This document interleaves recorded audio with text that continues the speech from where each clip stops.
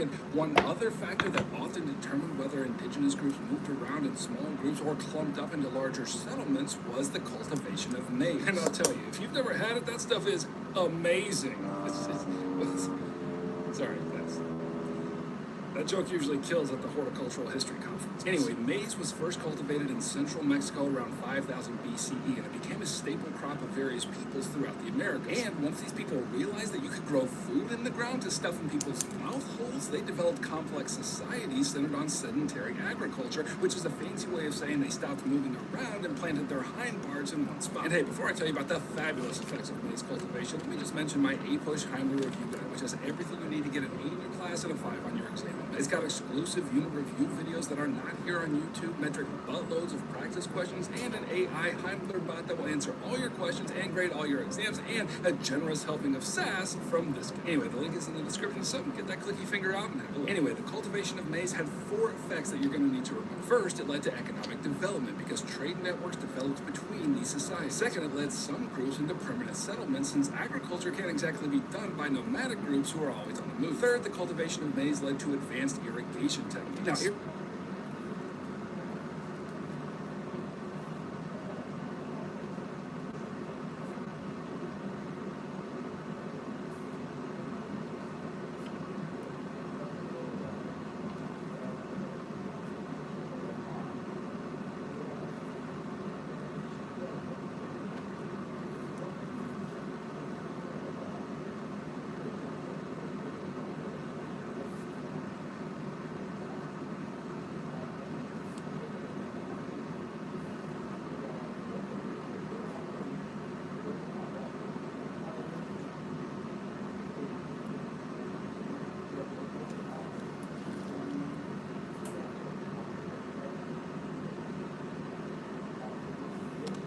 these societies. Second, it led some groups into permanent settlements since agriculture can't exactly be done by nomadic groups who are always on the move. Third, the cultivation of maize led to advanced irrigation techniques. Now, irrigation just describes the methods by which humans divert natural water sources toward their crops. It's kind of a big deal because the better people get at irrigation, the more food they can grow, and therefore the more people their society can sustain. And then fourth, the cultivation of maize led to social diversification. And that just means that as a settlement and society becomes bigger and more complex,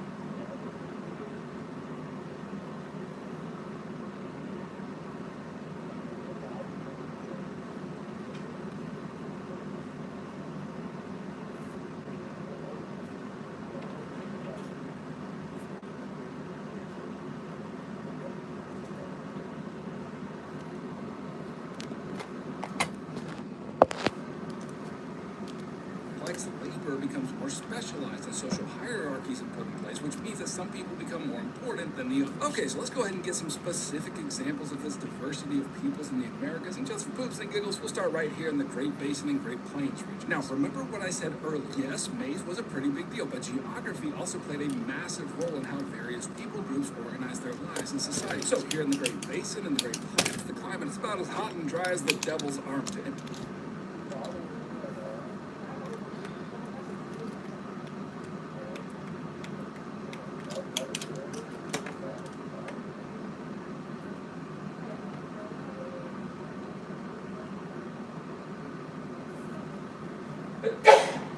Bless you.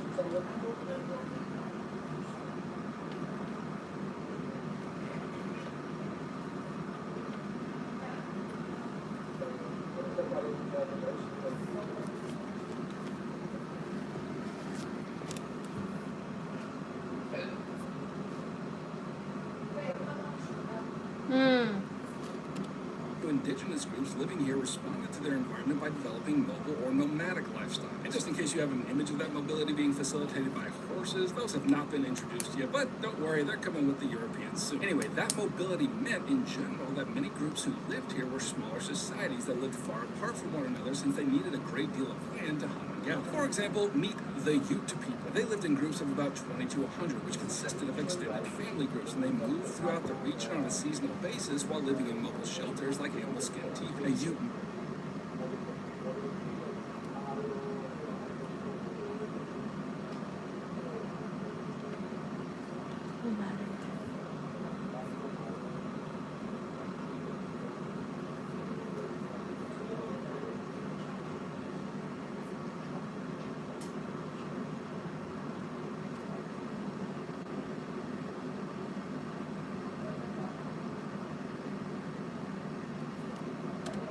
typically responsible for hunting animals like deer and antelope and rabbits, while women gathered berries and roots. Additionally, groups like the Ute moved according to the season so that they didn't deplete the resources in any one area. So again, their environment largely shaped the way that they lived. And now let's head over to the East Coast and see what kind of diversity we can find over there. So in general,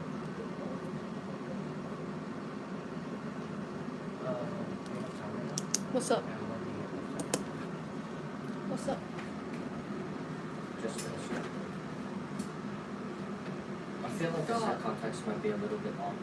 The context is the green. Yeah, it's long.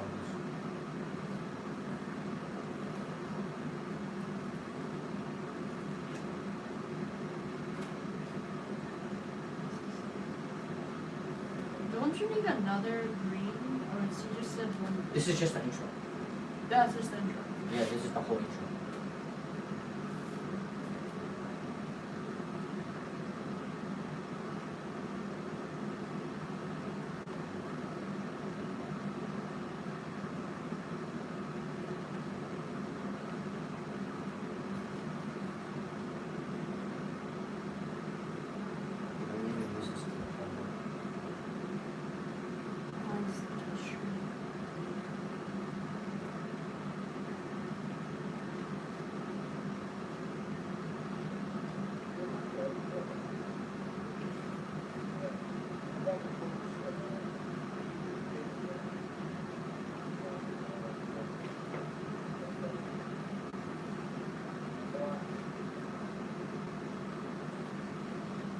Oh, that turned dark.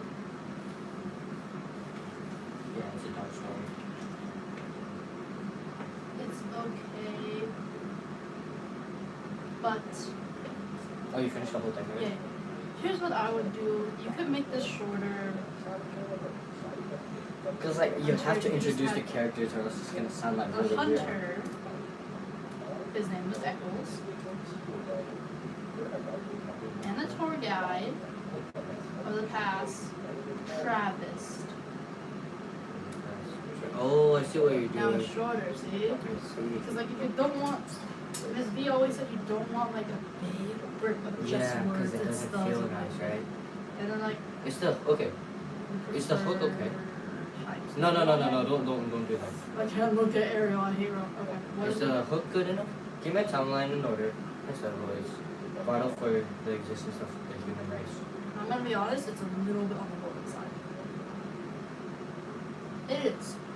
I can see where you get that, but like if you're a sci-fi nerd. No. This reads more of a thesis than as a hook. Because this literally is stating the main idea of your essay, right? It's the main idea of it, right? Keeping a timeline in order and stable is vital. It's basically repeated to that. A single mistake in the past leads to a devastating future. Isn't that basically the same thing? Okay. So this would be a good That's thesis a thesis. That's your thesis, but that's not your hook. And The then hook is everything before the thesis. the world that we are currently living in today. That's your thing. What would make you think, oh, that's interesting? Imagine you're writing for yourself. You're writing it for someone like you to read. Is that interesting to you? Think of books you read. What books do you like? Yeah, let me see where it's at. Because this Keeping a honestly timeline reads in more order as like a is not news fair. article. Keeping a timeline in order is good. Ruining a timeline, No, it's not interesting. Why would I care if I ruin a timeline? She's like, because then you wouldn't be here look, you could be like, if you want to relate to the don't ask the question like, people always make mistakes. You've made a mistake, I've made a mistake.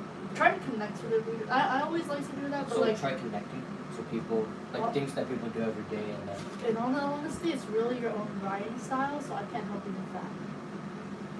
Don't touch your is face. the thesis stronger? Thesis? I don't think It's because been a the while since I question read it. What is was the question? Yeah. okay, this Read is me the the question.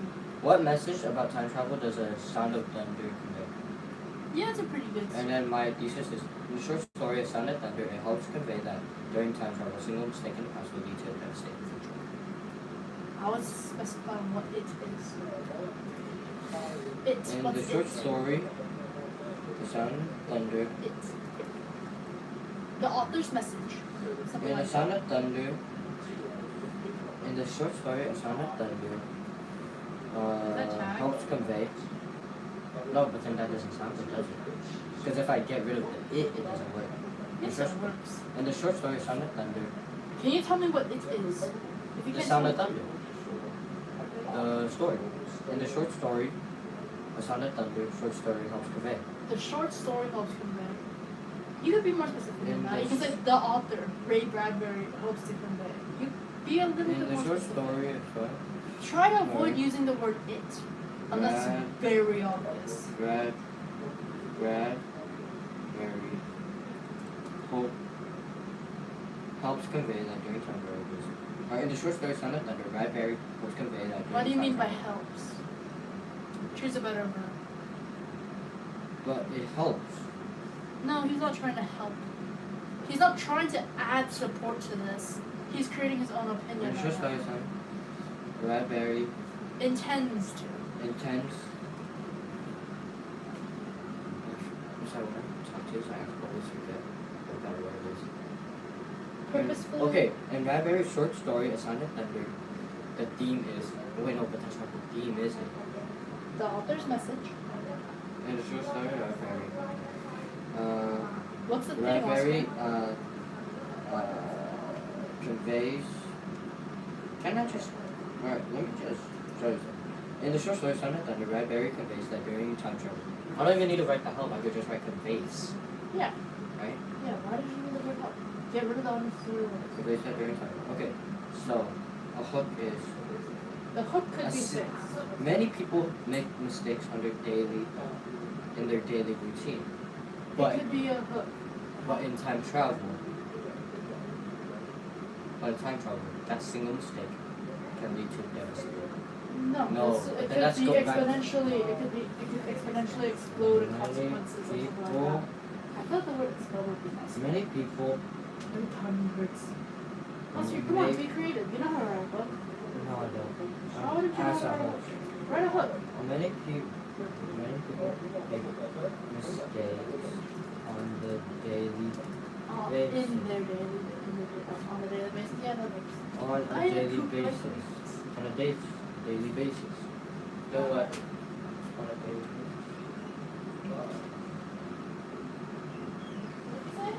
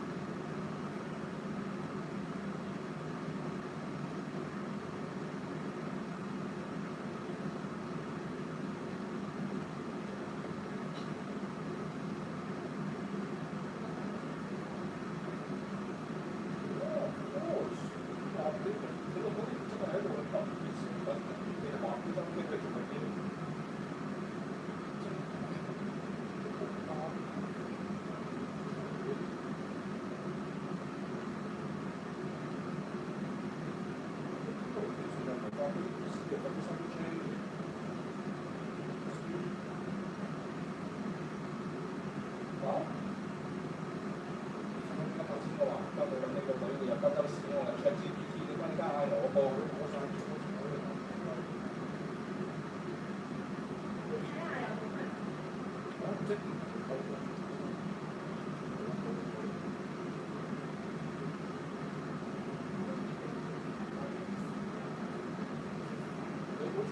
人品數就過咗我啱先400幾蚊係你嚟啊！你再嘈我，即係人品錯咗嘅話，我唔理你嘅，人品數400幾蚊。你知道點解一撳咗你要成做冇價㗎啦？做都冇得做㗎。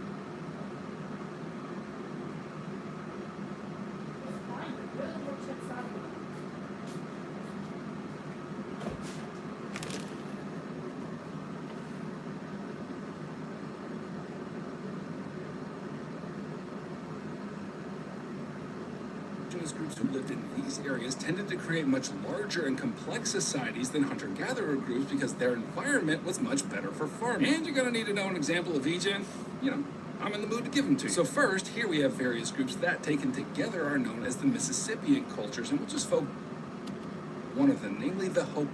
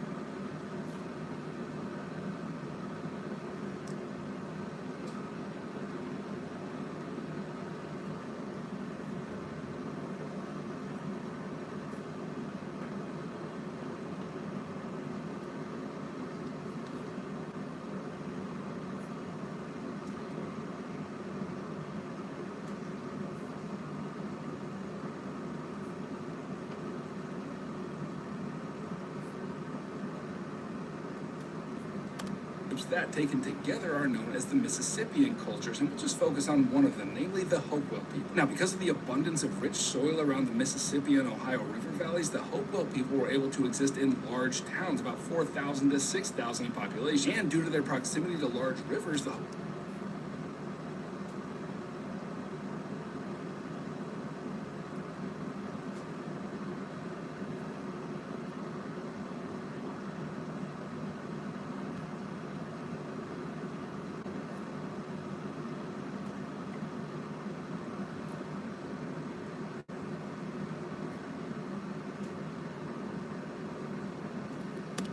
got their trade on with other indigenous groups as far away as Canada and Florida, to which I say, what? Now, once maize cultivation became their way of life, the Hopewell civilization became more complex, including a social hierarchy in which the elite gained more control over the common laborers. And they were also mound builders, and these things were pretty massive. And I'm not just mentioning mounds for poops and giggles. Those massive structures give you an insight into their society, namely their religious traditions and the various ways that they organized labor on a large scale.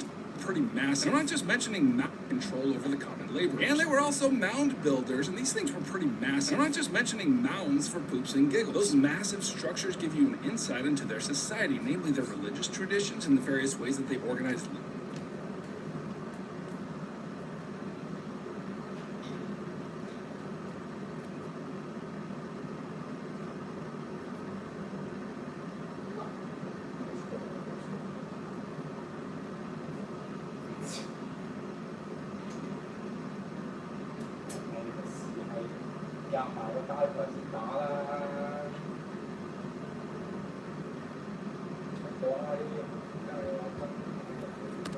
On a large scale and some sort of elite class. And I would be remiss if I didn't mention the largest of the Mississippian cities, namely Cahokia, which had a population of somewhere between 10 and 20,000 people. And why is that, my dear pupil? Because their environment dictated fabulous agricultural growth, which meant more people could live together and their society could become more complex. Okay, the second group I want to introduce you to lived here in the Northeast, and they're known as the Iroquois. Now, they were semi-sedentary, relying on the cultivation of maize and other staple crops for survival. And then the abundant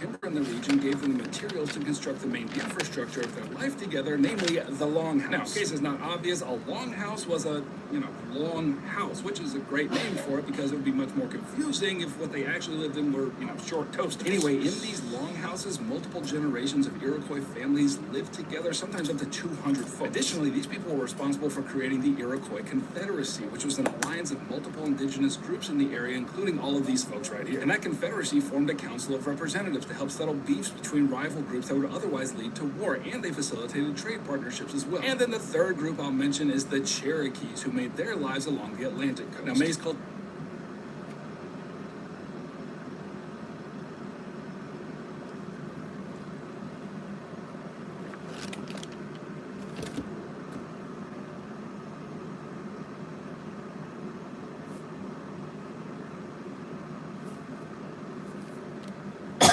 About 1000 BCE, along with beans and squash, which meant that their society was built around agriculture. However, they would also qualify as semi-sedentary because men still hunted for meat while women usually tended to crops.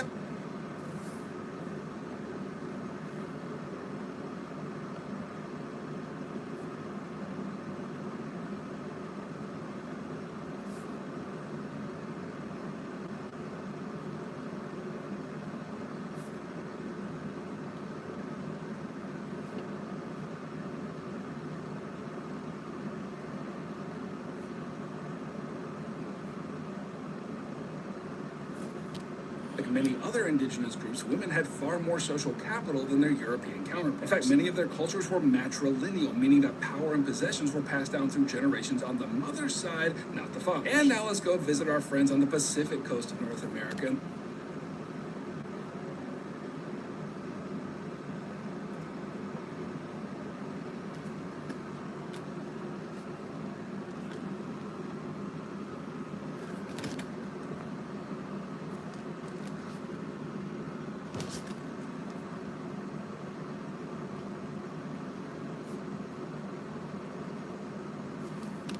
two distinct regions over here. Now, societies in the Northwest and present-day California didn't generally practice agriculture, but instead they were hunters and gatherers. So I'm assuming that the comparative thinking part of your brain is all like, okay, so they were just like the Ute, hunters and gatherers and nomadic and whatnot. It's like I'm reading your mind. But no, that is a similarity with the Great Basin and Great Plains people, but groups over here like the Chinook and the Chumash built permanent settlements. But how could they have done that, says you, since settled societies were mostly associated with agriculture? Well, says I, because of the abundance of food they were able to get from the oceans and the surrounding environment. That meant that they could live in large permanent settlements not supported by traditional agriculture and trade. And that makes them different from the indigenous groups that lived in the arid regions and similar to those that lived in the more fertile agricultural regions. Well, okay, click here to...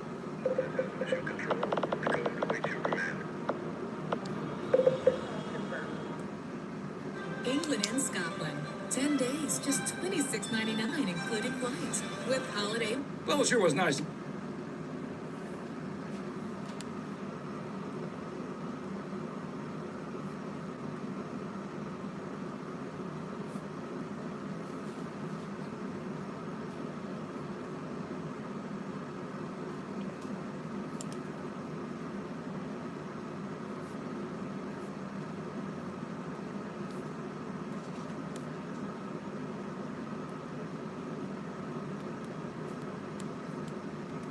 The indigenous peoples of the Americas. No.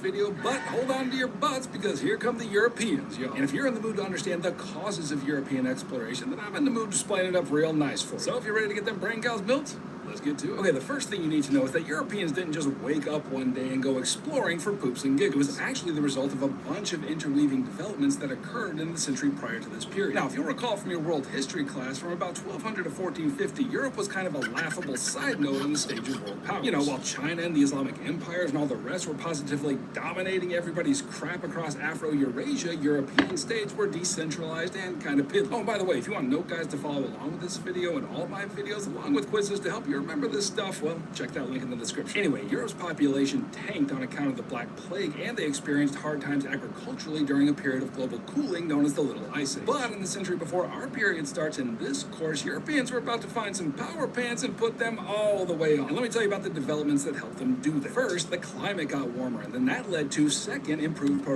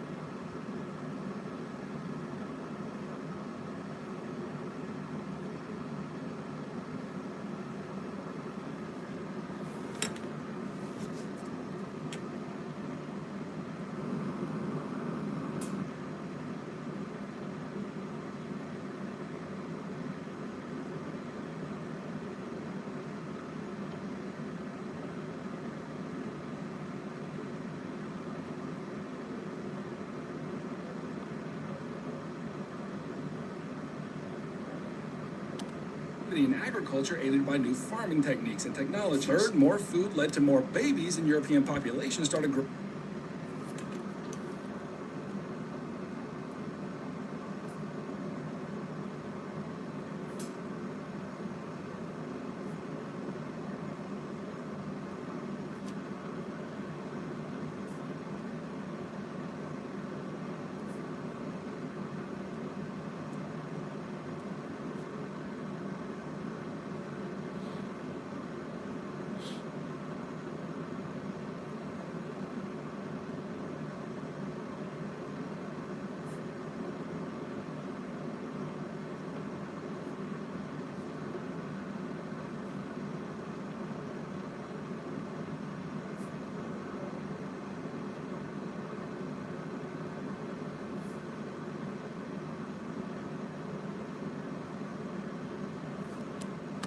quick, fast, and in a hurry. Fourth, that situation led to a revived desire to trade on the world market, especially for those tasty luxury goods from Asia. And then fifth, the Renaissance began in Italy and then spread throughout Europe, and that constituted a kind of cultural rebirth in various European states. And sixth, that cultural rebirth went hand in hand with various movements of political unification which strengthened the governments of several European states. So all of this taken together meant that Europe became far more stable and powerful than it had been in a long time, and they were ready to go out explore. Okay, so those are the reasons that Europeans could explore. But now the question, dear pupil, is why did they explore? And I got 3 reasons for you: gold, God, and glory. So the first motive for European exploration is gold, which is a funner way of saying that they went exploring on account of economic motive. Now,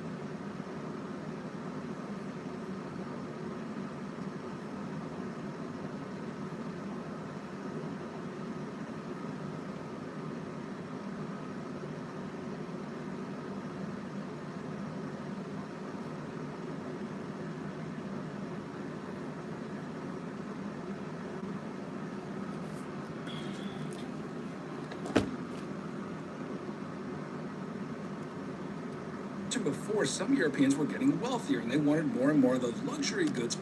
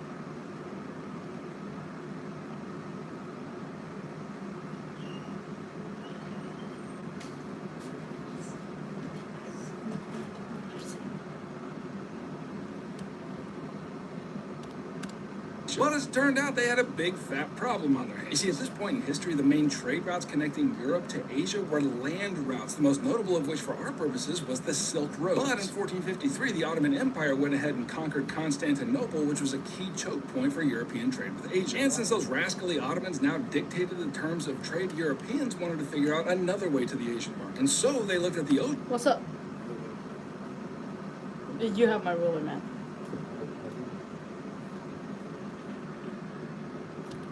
Like, hey, you know how we got a bunch of boats? Now, I know this might sound crazy, but I bet we could float to Asia. You're a dang genius. And so combine the rising European demand for Eastern goods with improved banking systems that help facilitate trade, and baby, you got an exploration stew going. So the first mover in that regard was Portugal. And under the leadership of our boy Prince Henry the Navigator, the Portuguese sailed around Africa in order to access the riches of the Indian Ocean trade. And then in 1498, Vasco da Gama was the first to successfully sail around the Cape of Good Hope and establish a Portuguese presence in the east. And Portugal's method here was to establish trading posts all around the African coast and throughout the Indian Ocean. So that means that the Portuguese didn't really establish what we think of as colonies in all these places, but instead they created what's known as a trading post empire. And by the end of the 16th century, the Portuguese had come to dominate the Indian Ocean trade, which made them fabulously wealthy. And right about then, Portugal's neighbor Spain, or if you're sassy, España, decided that they too wanted to cash in on the riches of maritime exploration. But since the Portuguese went ahead and lifted their leg and peed all over the Indian Ocean trade, thereby claiming it as a dog might claim a mailbox, the Spanish wanted to find a different way to the Asian market. And wouldn't you know it, right about then a Genoese sailor by the name of Christopher Columbus showed up in the Spanish court asking the monarchs to fund an exploration westward across the Atlantic Ocean. This happened to be right after the Portuguese told him no, so, you know, big mistake. Anyway, after hearing Columbus's request, King Ferdinand and Queen Isabella were like, bueno idea, here, take all our money. Now here's where I tell you that Columbus wasn't the only one who believed that the earth was a sphere. Like the ancient Greeks mathed that one out a long time before Columbus, and it was pretty universally understood. Anyway, Columbus set sail from Spain in 1492 in order to reach Asian and Southeast Asian markets. But even though everyone knew that the earth was a sphere, Columbus and all the mathy people underestimated the size of the earth by about 25%. And so when he landed in the Caribbean, Columbus was convinced that he had made it all the way to Asia. Now, in time,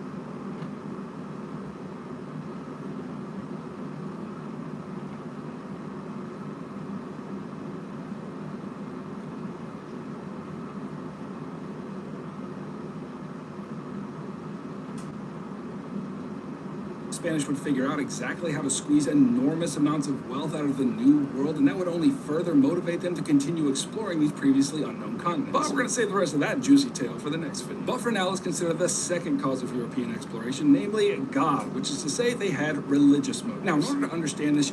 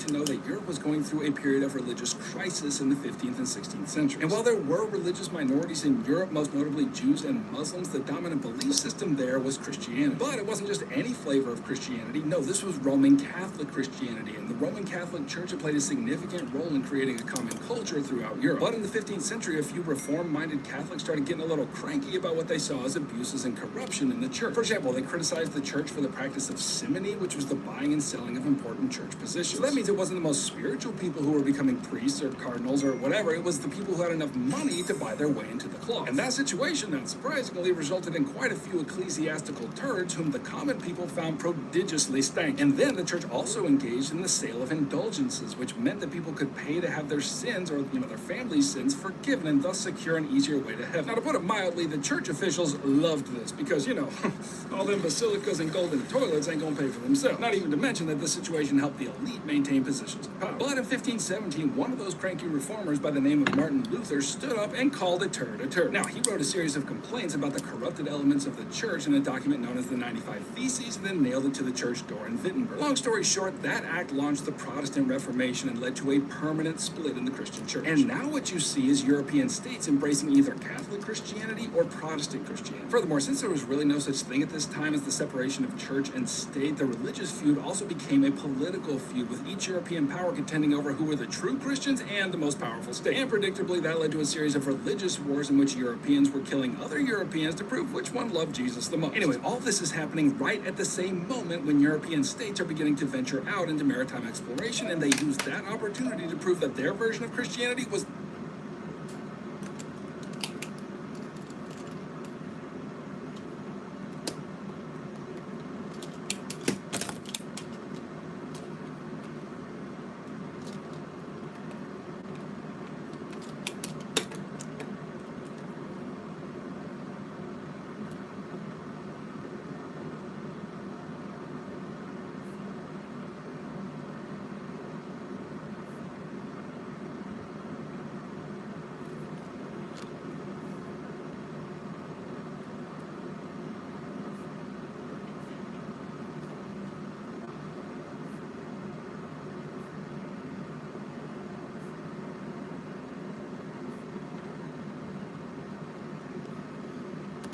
best by spreading it all over the dang world. Take Spain, for example. Since about the 8th century, Muslims have controlled dang near all of the Iberian Peninsula, but by the 13th century, they controlled a much smaller portion of Spain known as the Emirate of Granada. And that happened because the Spanish gradually had taken territory from them over time. However, in 1469, a momentous event occurred when the two most powerful kingdoms in Spain were united by the marriage of Isabella of Castile and Ferdinand II of Aragon. And now that their armies were combined, they had more than enough power to lead the Reconquista, which finally ousted the Muslims from Catholic Spain in 1492. And then they further wielded their Catholic hammer by instigating the Inquisition, which eliminated religious dissent in Spain and expelled something like 200,000 Jews in the process. So all of that is going on at the very same moment that Columbus, that saucy Italian sailor, showed up asking for money to find a westward passage to Asia. And since the Spanish crown was positively drunk on their success in killing and torturing a bunch of dissenters in order to prove the supremacy of Catholic Jesus, they were more than willing to fund Columbus's trip. I mean, for sure they wanted the wealth that came from such trade, but they also reckoned that there were probably a lot of people in Asia who didn't believe that Catholic Jesus was the best, and the Spanish had some ideas about how to convince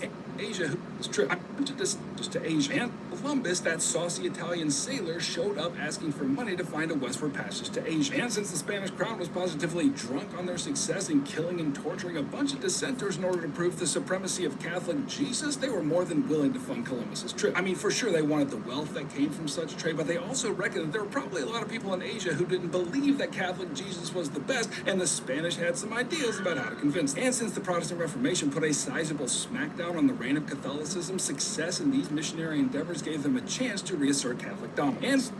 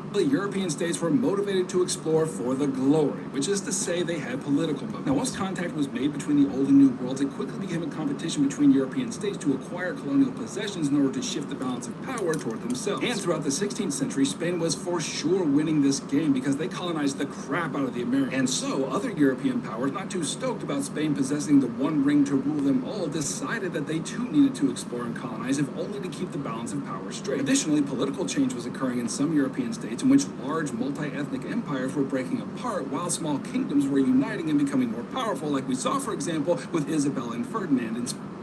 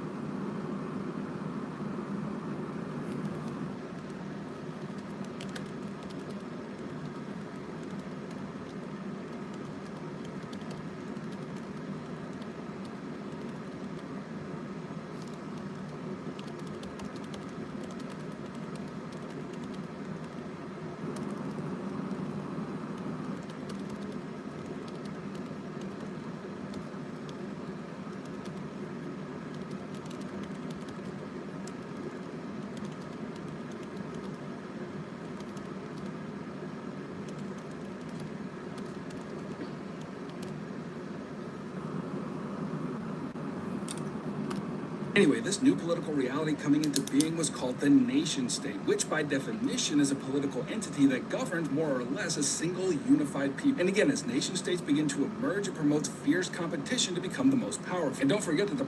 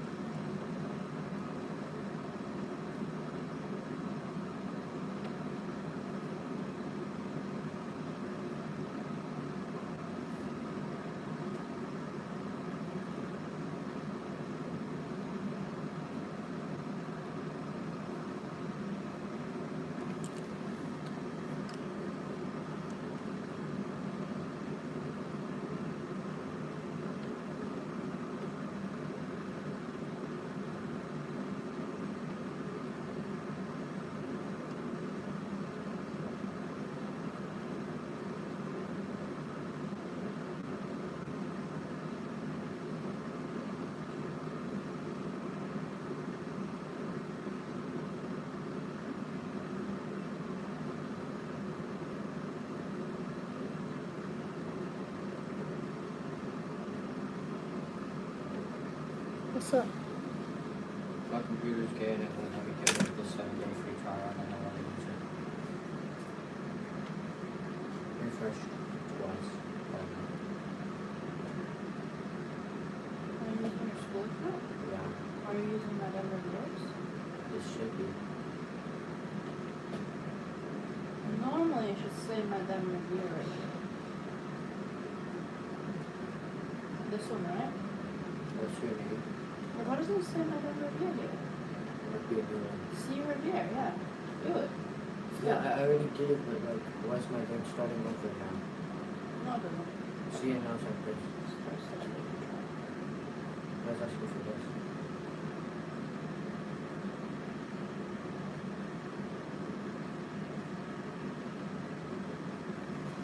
It's been a while. Ugh.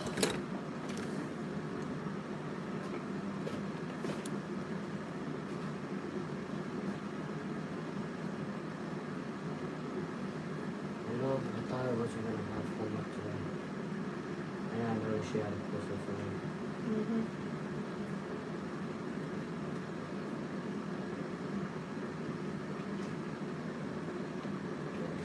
Oscar, what's your period? Oscar, are you period 4? Yeah, period.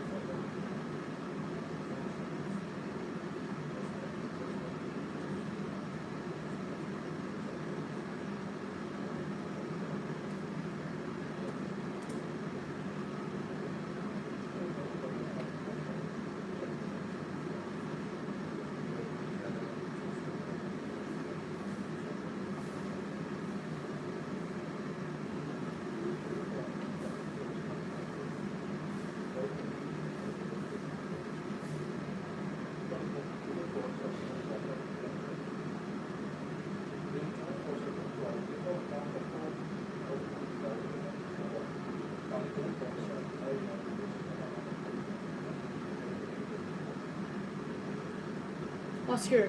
So, Okay. So, it's due in 2 days. but I wanted to. I would say wait for it right now because sometimes she forgets to set it free for you guys. So maybe that's why. Either you tell her tomorrow and ask her about it. You can't do it now, Oscar. I can't do anything for That's you, cool. okay? That's good. Yeah. That's good.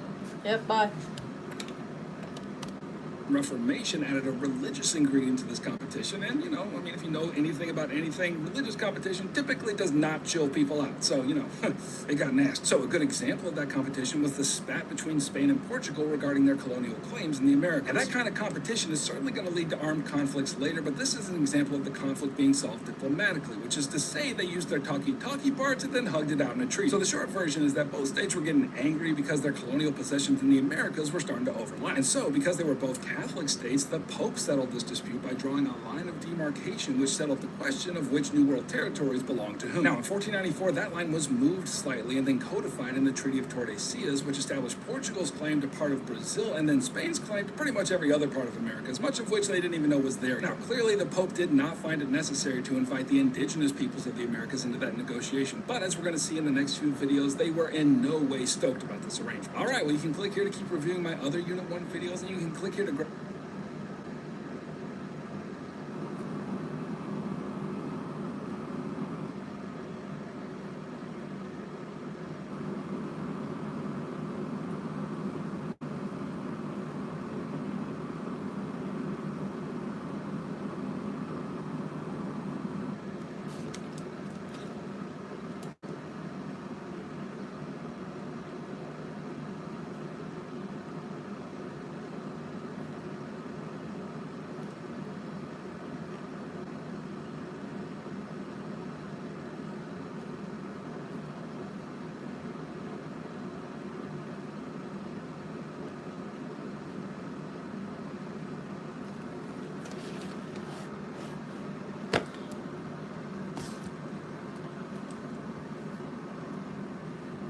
If you struggle with focus, this sound might change everything.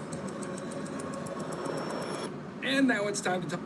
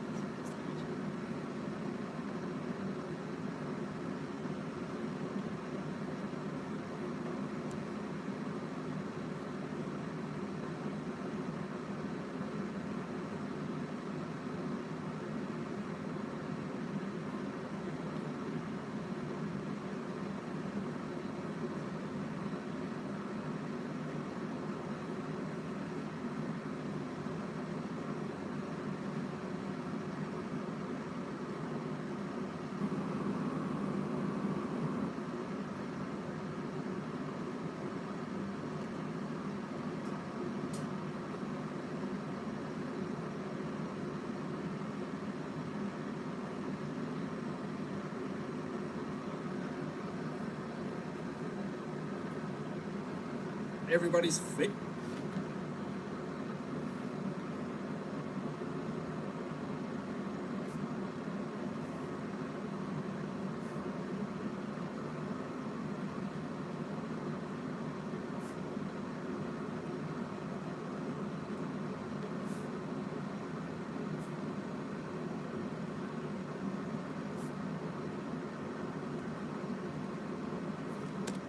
transatlantic transfer, the Columbian Exchange. Yes, well, I know, it's the best. So, if you're ready to get that brain cause milk, let's get to it. Okay, so if you watch the previous two videos, then you'll remember that Europeans were going crazy in the 16th century to establish colonial empires in the Americas, as well as doing their best to dominate trade in the Indian Ocean. And chief among their motivations for doing so was to get enough wealth to make Mansa Musa poop his pants. We'll talk a lot about that in the next video, but here you just need to know that Europeans extracted stupid amounts of wealth from the New World and the Indian Ocean through trade, and there were two specific developments that made such trade more organized and efficient. First, there were improvements in maritime technology. Oh, and here's where I remind you, or tell you for the first time, that maritime means sea-based, or of the sea. So here I'm talking about technology that made shipping over the water easier, and let's consider a couple of examples, both of which Europeans borrowed from Muslim and Chinese navigators. First, you had new kinds of ships that were built for trade, like the Portuguese caravel, which was very fast and highly navigable. And one of the reasons it was fast was because it made use of everybody's favorite triangular wind catcher, the lateen sail, which could take wind from both sides and not just from behind, like square sails. I know. Also, Europeans adopted the magnetic compass, which helped them reckon direction, as well as the astrolabe, which gave them accurate reckoning of lines of latitude. Or to say all of that real simple, like they built good boat and sailed real good. Oh, and by the way, if you want note guys to follow along with it, all my videos and have some quizzes to help you learn all this stuff, then that link is in the description. Now, the second development that facilitated the growth of trade was the rise of the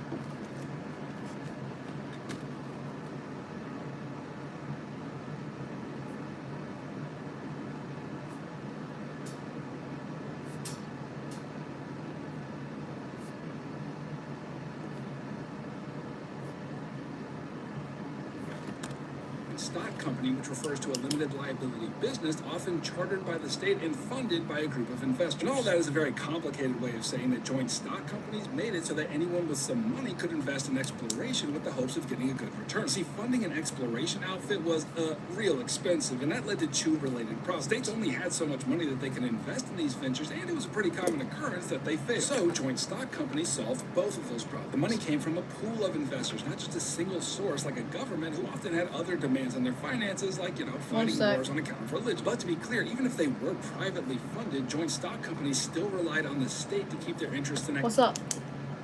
Oh, 原來你係弟弟。嚇？我原來你係弟弟。問我問題，sorry。I thought you were Oscar. Safe while also granting them monopolies on various regions of trade. Anyway, the point is, because this new way of financing exploration opened investment to a whole lot more people who could potentially strike it rich, that had the effect of multiplying expeditions and creating more trade routes around the world. Okay, so those are two of the causes of increased maritime trade during this period, but now let's get to the juicy stuff and talk about the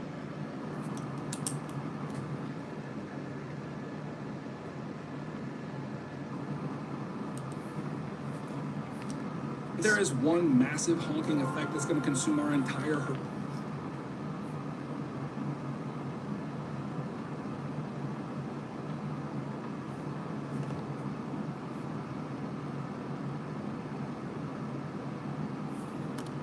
in this video, namely the Columbian Exchange, which occurred as a result of all this exploration and contact across the Atlantic Ocean that we've been talking about. And as is proper, I reckon we ought to start with a definition. So the Columbian Exchange refers to the transfer of diseases, plants, animals, minerals, and people between the Old and New World. And by the way, when I say Old World, I mean this part of the world, and then New World refers to the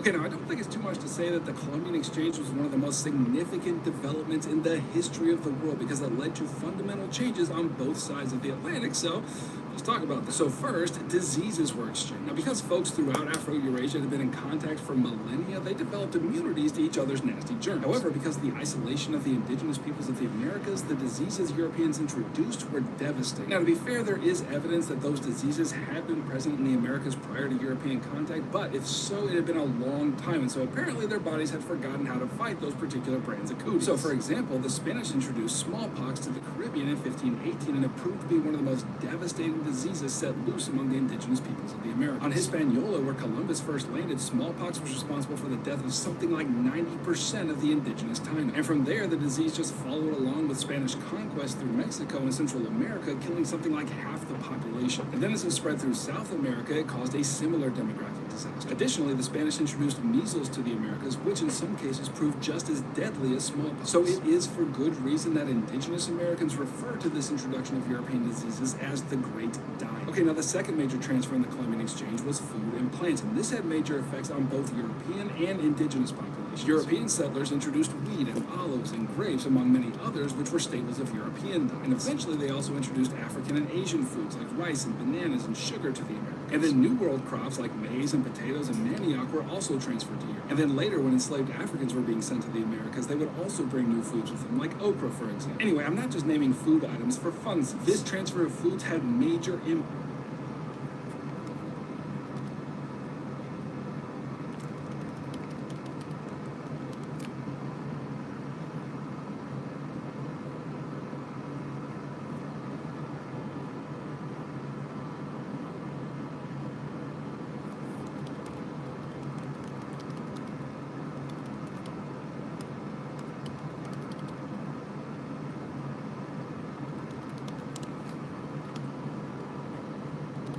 Both the old and new world. In general, the introduction of new foods created the occasion for a more varied diet, which meant healthier population. In Europe, that led to a population explosion after about 1700, and that's going to be a big deal in the next period when a lot of those people are going to immigrate to their country's colonial holdings. And then third, animals were a big part of the Columbian Exchange. And again, animals went both ways, but arguably it was the horse introduced to the Americas by Europeans that had the most significant impact. Using the horse provided indigenous groups in the Great Plains like the Apaches and the Comanches and the Kiowas even more effective means to hunt large herds of buffalo, which was a staple food item for them. And it definitely gave them an advantage in their conflicts with other indigenous groups, which shifted the balance of power in favor of those groups that had adopted the horse. It was a change that fundamentally altered their way of life. But there were other animals introduced to the Americas as well, like pigs and sheep and cattle. Because they had no natural predators, they went positively hog wild and multiplied. And that definitely caused some problems, since sheep ate metric buttloads of grass, causing erosion that affected indigenous farmers, and pigs and cattle had a habit of trampling and eating indigenous crops. And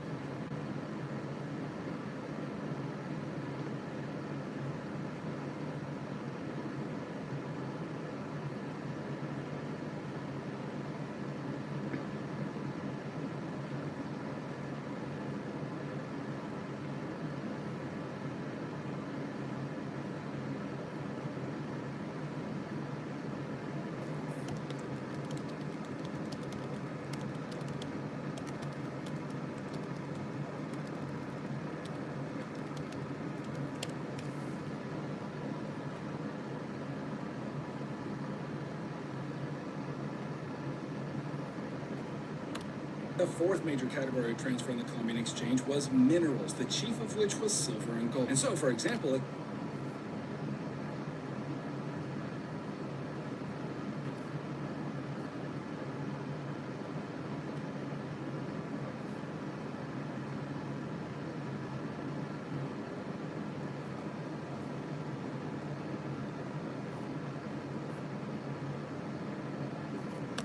Spanish conquistadors conquered major powers like the Aztec and the Inca empires, they plundered them for their massive quantities of gold and silver, and that made Spain real rich. Now, later on, the Spanish would discover that the export of cash crops from the New World was also highly profitable, but at least in the beginning, their entire focus was on getting that gold and silver. For example, this mountain right here is called Potosi, which today is located in southern Bolivia. And the Spanish loved this mountain because it was packed with metro buttloads of silver that was extracted by the hands of enslaved indigenous people. But the Spanish weren't all that worried about them because so much silver was being pumped into the European economy via Spain that two massive effects occurred. First, the price revolution occurred in which prices for European goods rose pretty steadily for about a century and a half. And then second, and intimately related, this economic change hastened the shift from feudalism to capitalism in some places in Europe. And without getting too far into the weeds, here's what that means. So feudalism was a social and economic arrangement that created a kind of closed system that focused on land ownership. But then capitalism was a more open system that focused on manufacturing and trade. Anyway, this shift was a massive change, and the Columbian Exchange was right there in the middle, making it all happen. And all these economic changes, combined with the growing demand for more crops and mineral wealth in Europe, is going to have major consequences later in this unit, specifically in terms of labor systems and demographic changes. But far be it for me to spoil all those developments here.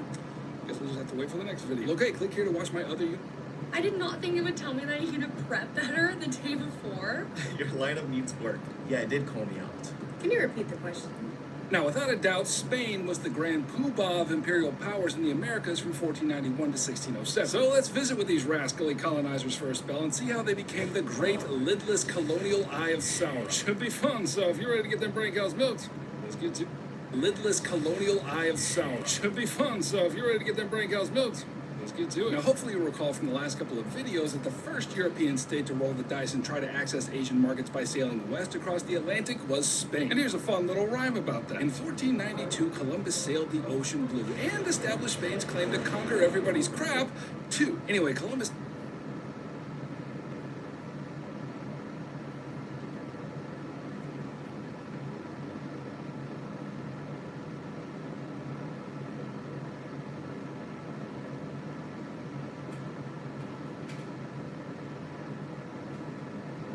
making no less than 4 trips to the Caribbean over the course of about a decade. And he tried to get the Spaniards who were with him to build houses and towns over which Columbus aimed to rule as governor. But as it turned out, those Spaniards just wanted gold, and when the indigenous groups cut off trade with them, the colonizers began taking it by force. Oh, and by the way, if you want note guides to follow along with this video and all my videos, you can check that link in the description. Anyway, not long after that, the Spanish went ahead and conquered and subjugated various islands in the Caribbean, but wouldn't you know it, they got lusty for even more wealth. So Spain sent more conquistadors to the mainland to see if anything needed conquering over there, and they sure found some eligible societies. And apparently,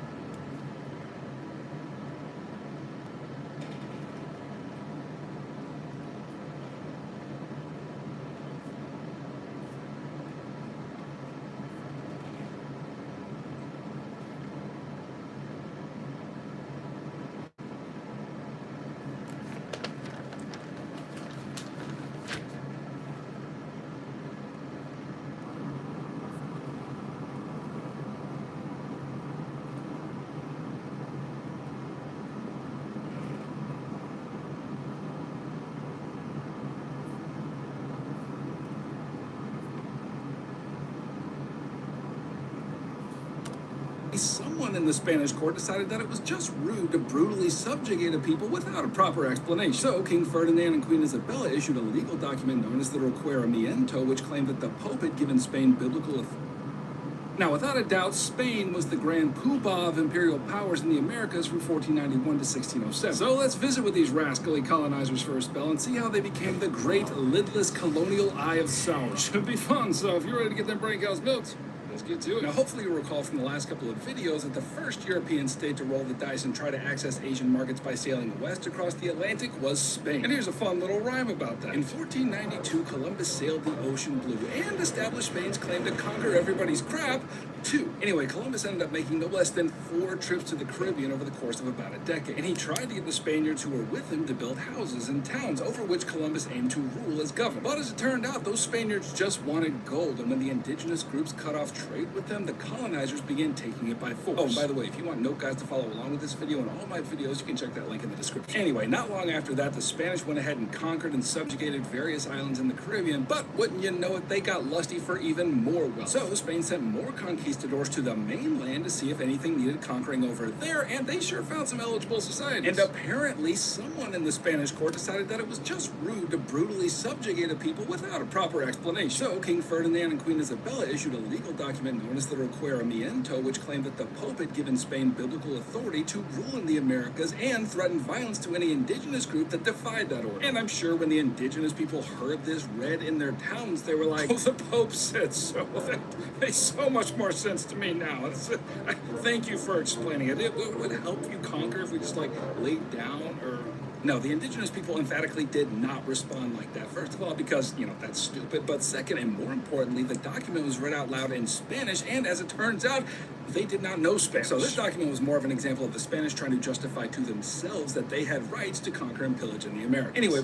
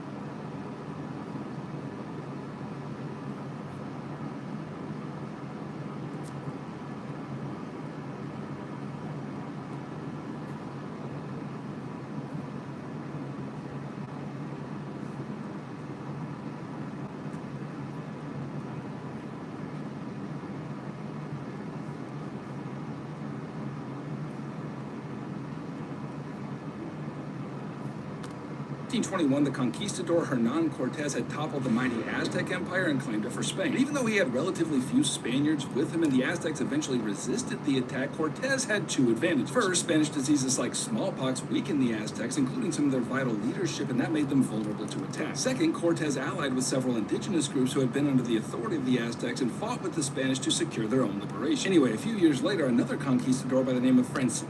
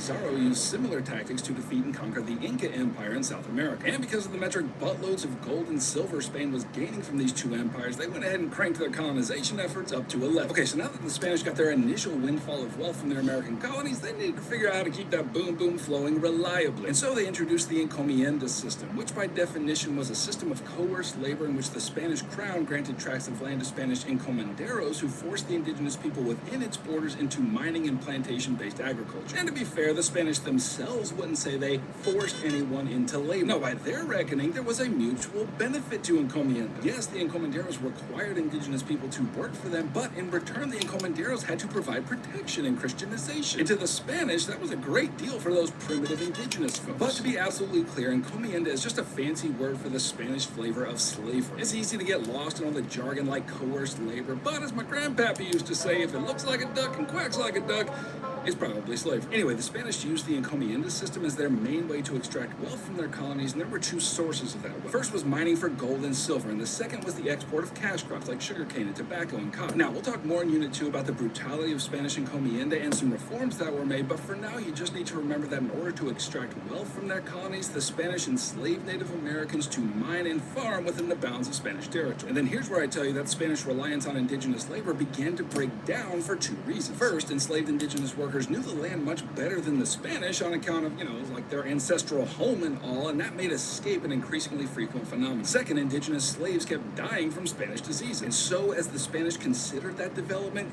it was a real moment of contemplation and introspection. Our workers are dying and running away, and we've destroyed the very fabric of their ancient societies. See? And it really makes you think about whether we're doing the right thing or not. See? Here, are you guys thinking what I'm thinking? See? Okay, let's say it together on 3. 1, 2, 3. Leave the Americas for Import good. Africans to do the work. Oh, see. And that's how the Spanish solved their indigenous...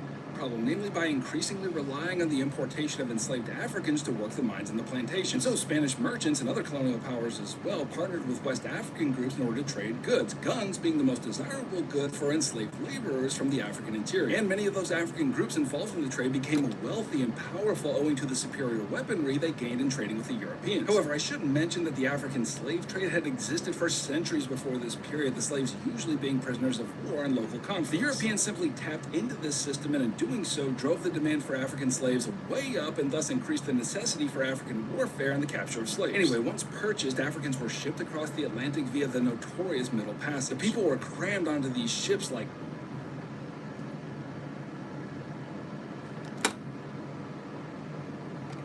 local conflicts. The Europeans simply tapped the necessity of the notorious Middle Passage.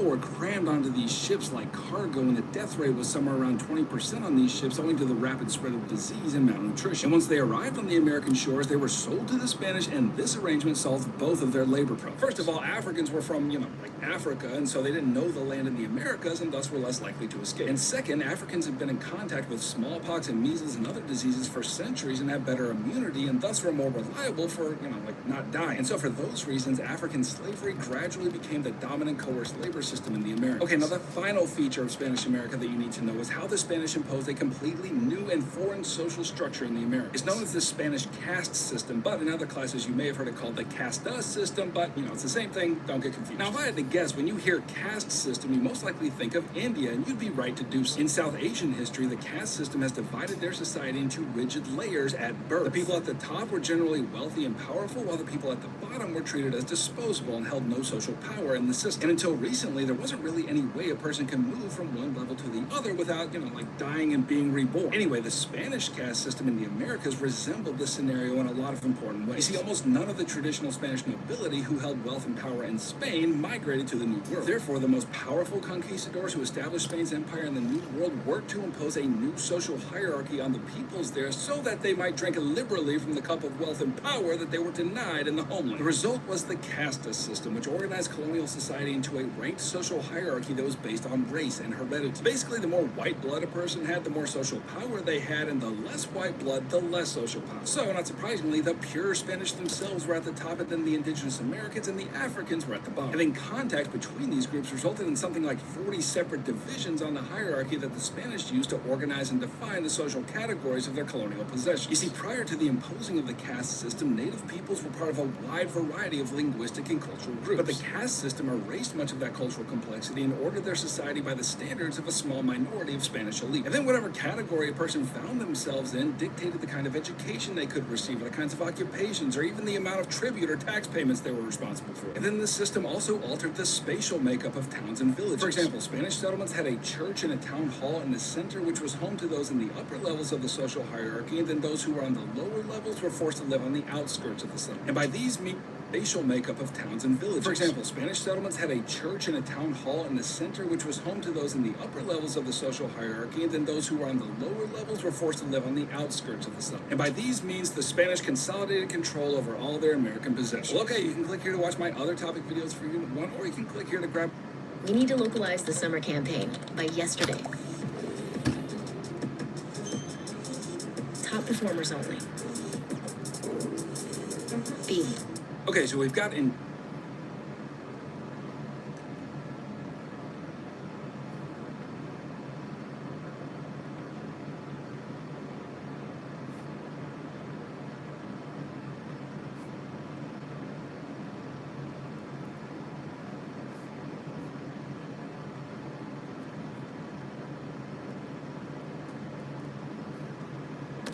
Indigenous Americans, enslaved Africans, and Europeans all mixed together in the Americas like a stanky colonial stew. And I bet you're here to learn about how those interactions affected or changed the perspectives of all those involved. If that's true, then I hope you're ready to get them brain cows milked, because I stand at the ready to milk them.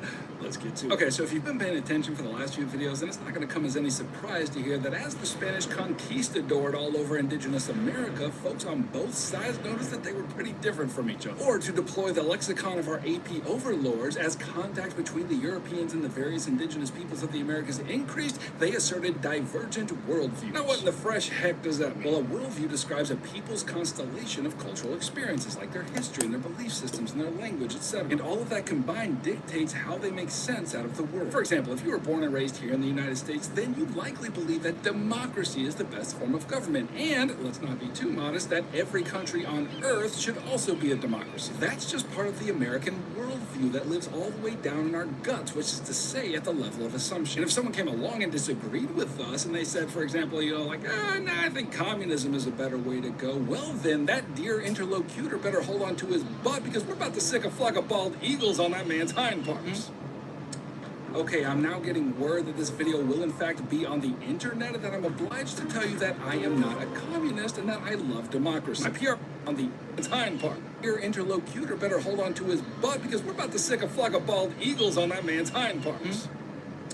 Okay, I'm now getting word that this video will in fact be on the internet, and that I'm obliged to tell you that I am not a communist and that I love democracy. My PR department apparently ran the numbers, and it turned out there was an 84% chance that internet people would assume that I was persuading the delicate brain folds of America's youth to, quote, go full communist. So, statement made, disaster averted. Anyway, the whole point of me giving you this example is to show that worldviews are deeply embedded, and for the undiscerning, they just assume that their worldview is the best way to understand the world. And when those people encounter other people with a whole different set of assumptions for how the world should work, the instinct tends to be, they're my enemy. And we happen to have a fun word for that reality, namely ethnocentrism. Anyway, now that you understand that whole mess, let's compare the worldviews of the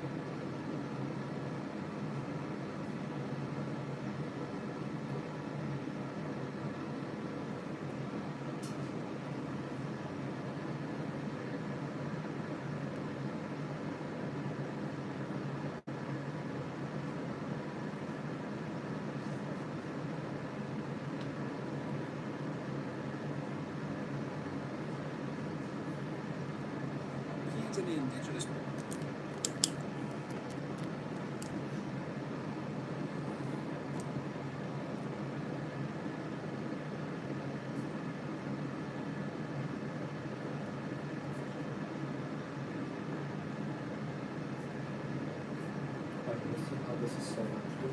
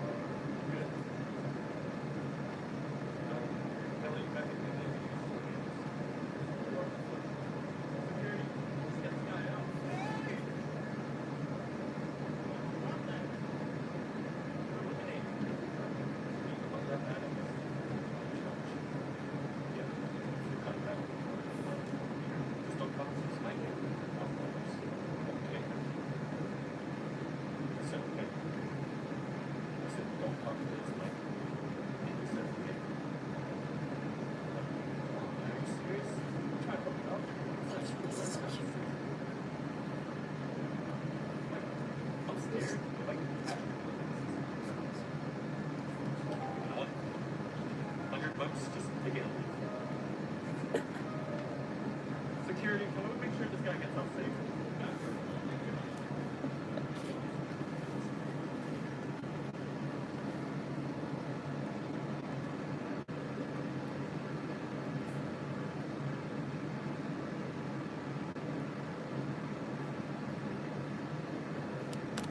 with whom they interact. First, they had differing worldviews regarding land use. Europeans believed that land could be owned by individuals, but the dominant indigenous belief was that land contained spiritual qualities that bound all things together and thus belonged to all people communally. And so when the Europeans showed up, they looked at the way the indigenous people were handling their land and they were like, y'all ain't doing this right. We'll show you how. Second, they held differing worldviews concerning belief systems, or if you're sassy, religion. Now, Europeans were, on the whole, Christian and adhered to a complex set of dogmas and doctrines, most notably the doctrine of a single God. And although indigenous belief systems varied, many of them believed in multiple gods and did not separate the spiritual and material realms as was common in European Christianity. Third, in terms of gender roles, Europeans tended to be patriarchal, where men have the power, whereas indigenous people tended to be more egalitarian.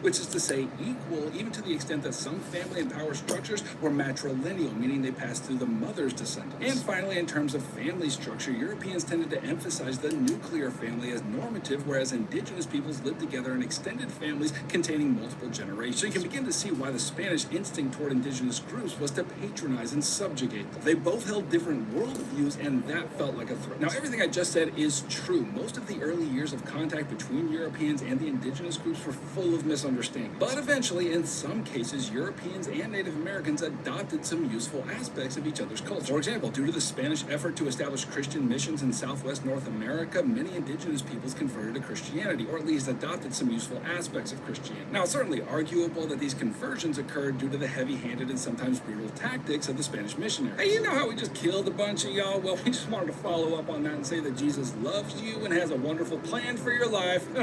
Who wants to pray? But, being polytheist, indigenous people saw no conflict in adding the Christian God to the worship of other gods. And it might have been enticing for them to convert when they observed that the Spanish remained largely unaffected by the epidemics killing large portion of the indigenous population. But the problem showed up when those indigenous people who had converted to Christianity did not practice the faith in the way that satisfied the Spanish priests. In other words, according to the priests, these savages in front of them didn't seem to understand that Jesus would not abide any other gods to sit at the heavenly table with him. In fact, in the Spanish mind, what the primitive people could not understand was that Jesus wasn't the God just of the Europeans, but the God of the whole dang universe, and whatever gods the indigenous people worshipped were no gods at all and should be tossed on the metaphysical garbage. But even so, it turns out that some indigenous people who accepted Christianity also adapted it to their own worldview, which is what we call syncretism. For example, in the 16th century, a man of Aztec lineage began receiving visitations from the Virgin Mary, who's a central feature of Catholic Christianity. And in these visions, she instructed him to build a church in her honor on the site of a torn-down Aztec temple, and she became known as the Virgin of Guadalupe. And notice that she is portrayed with brown skin, which is clearly not a choice made by the Spanish. Additionally, because indigenous belief systems in the area emphasized a mother goddess and a cult of fertility, many embraced her as worthy of veneration. So, out of this encounter with Christianity and indigenous belief systems, a blending occurred in which the indigenous people developed a form of Christianity that reflected their own worldview. On the other side, European settlers adopted many useful aspects of indigenous culture. For example, the English settlers in North America just about died before the natives of the region taught them local agricultural techniques. And French settlers, mostly interested in the robust American fur trade, often intermarried with indigenous women.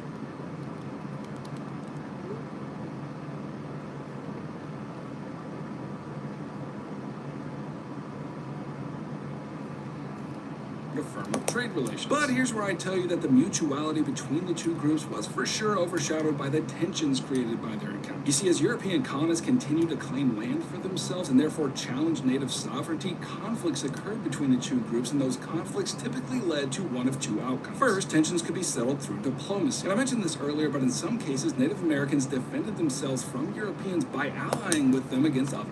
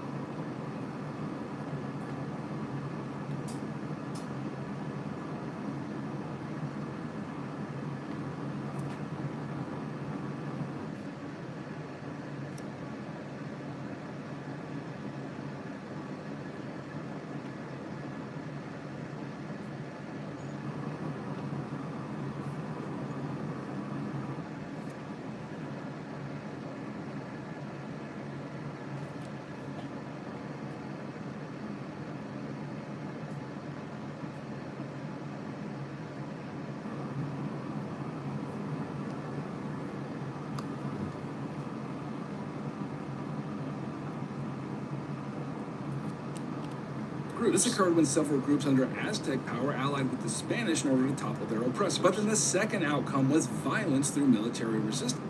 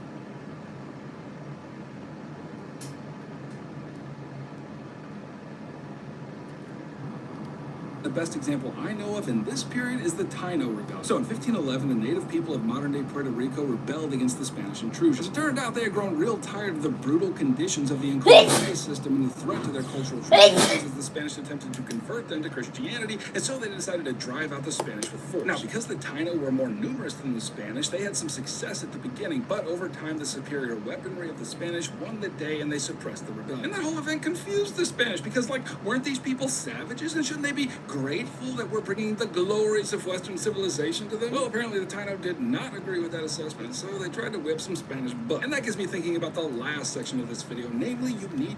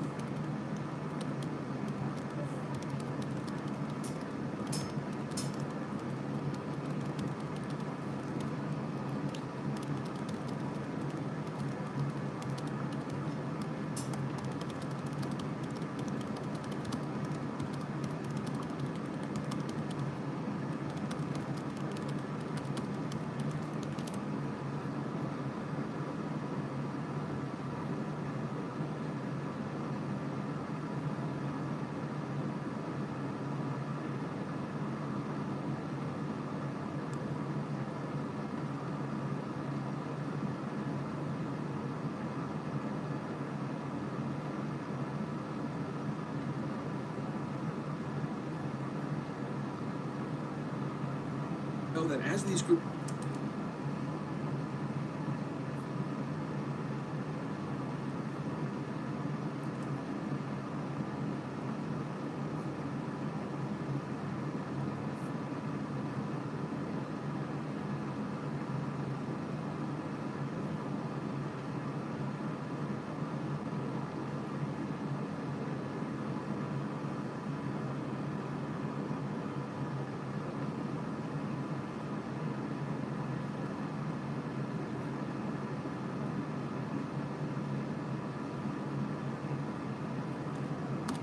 countered each other, their interactions sparked a debate back in Spain. And, I suppose to their credit, as news of the brutality of the encomienda system and African slavery reached Spain, they were like, is this okay? And that question with respect to indigenous people sparked what's known as the Valladolid debates in Spain. On one side was Bartolome de las Casas, who was once himself a conquistador in the Americas. Upon his arrival there, he owned land and indigenous slaves as an encomendero and even fought in a war against indigenous groups. However, over time, he changed his mind and became one of their chief advocates in Spain. He argued that indigenous people were fully human and thus ought not to be subject to the inhumane ravages of systems like encomienda. Now, to be fair, Las Casas still held a very paternalistic view of indigenous people. And what I mean is he advocated for them, but he still saw them as uncivilized compared to the Spanish and were therefore in need of European, tutelage. But then on the other side of the debate was Juan Guinness de Sepulveda, who argued that indigenous people were in fact less than human and therefore the subjugation and brutality actually helped them along the way into their full humanity. Not surprisingly, Sepulveda's view won the day, and that helped the Spanish to justify their harsh treatment of the indigenous peoples with whom they interact. But then a similar prick of conscience hit the Europeans regarding their growing dependence on African slavery and all the brutality and horror that characterized that institution. But not to worry, the Bible scholars showed up and Pope explained it real nice for everybody. They pointed to an episode in the book of Genesis known as the Curse of Ham. Now, Ham was one of the sons of Noah of Ark fame. And long story short, Noah went ahead and cursed Ham and said that he and his descendants would be servants all their days. And the Bible scholar said, look, Africans are the descendants of Ham, so we're justified in enslaving them. God says so. To which somebody in the back of the room responded, where does it say that Ham's descendants were African? To which the scholar said, hey, shut up. And this kind of argument became even, Ham's descendants were African? To which the scholar said, hey, shut up. And this kind of argument became even more common as Europeans interacted with more and more Africans. And by the 16th century, they had developed a concrete concept of race and racial difference and combined that with all their religious arguments. And all that put together, boom, novel justifications for the brutal treatment of other races. Okay, you can click here. Imagine being able to build anything just by thinking about it. Meet Base 44. And your brain full.